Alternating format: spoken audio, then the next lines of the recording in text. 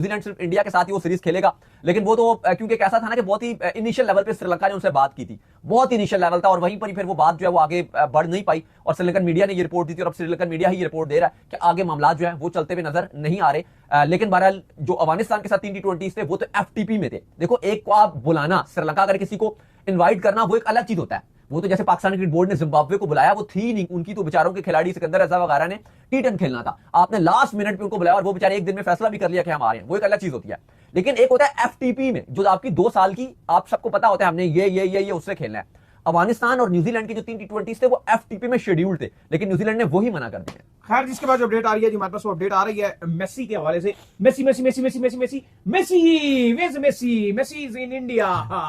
तो कहानी जो ये आ रही है कि मेसी जो इस वक्त जो इंडिया में मौजूद है, और आपको पता है कि एज अ गेस्ट जो है मेसी को बुलाया गया है। इंडिया में फुटबॉल का एक आपको पता है सिस्टम बन रहा है, वो लीग्स भी करा रहे हैं, डिफरेंट तरीके से फुटबॉल को प्रमोट करने की कोशिश कर रहे हैं, और मेसी एक बहुत बड़ा ब्रांड है जिसको इंडिया में इन्वाइट किया गया। लेकिन मसला वहां आ गया जब स्टेडियम में जो मेसी को बुलाया गया, तो वहां पर इंतहाई इंडियन फैंस की तरफ से बद इंतजामी देखने को मिली। एक तो वो अपनी जो कुर्सियां छोड़ छुड़ा कर जो ग्राउंड में कूद पड़े, फिर उन्होंने जो बोतलें शोतलें जो ग्राउंड में फेंकी, और फिर जब मेसी को वहां से इमरजेंसी तौर पर जो एग्जिट करवाना पड़ा, क्योंकि इतनी बड़ी तादाद में लोग जो है ग्राउंड में आ गए थे, संभालना मुश्किल हो गया था। उसके बाद जो इंडियन फैंस है उन्होंने बड़े पैमाने पर वहां पर जो है तोड़ फोड़ शुरू कर दी।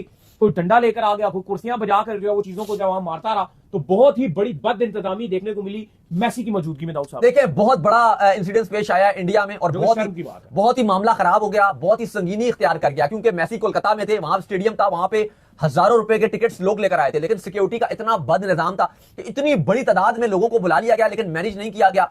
उसके बाद वहां पे मेसी मौजूद थे, लोग उनसे मिलना चाहते थे, लोग फलांग कर जो आपके बॉर्डर था वो क्रॉस करके पहुंच गए स्टेडियम के अंदर, पिच भी खराब कर दी गई। फिर उसके बाद जो है वो मेसी को निकलना था वहां से, लेकिन मेसी 20 मिनट तक फंसे रहे। बहुत ही ज्यादा फ्रस्ट्रेटिंग तस्वीर जो मेसी की थी वो वायरल होती रही सोशल मीडिया में, और पूरे इंडियन मीडिया में ये इंसिडेंट वायरल है। उसके बाद अवाम ने तब गई, अवाम क्योंकि वो टिकट के पैसे देकर आए हुए थे, उन्होंने फिर तोड़ फोड़ शुरू कर दी, और बिल्कुल चीजें हाथ से निकल गई जो लोकल सिक्योरिटी थी।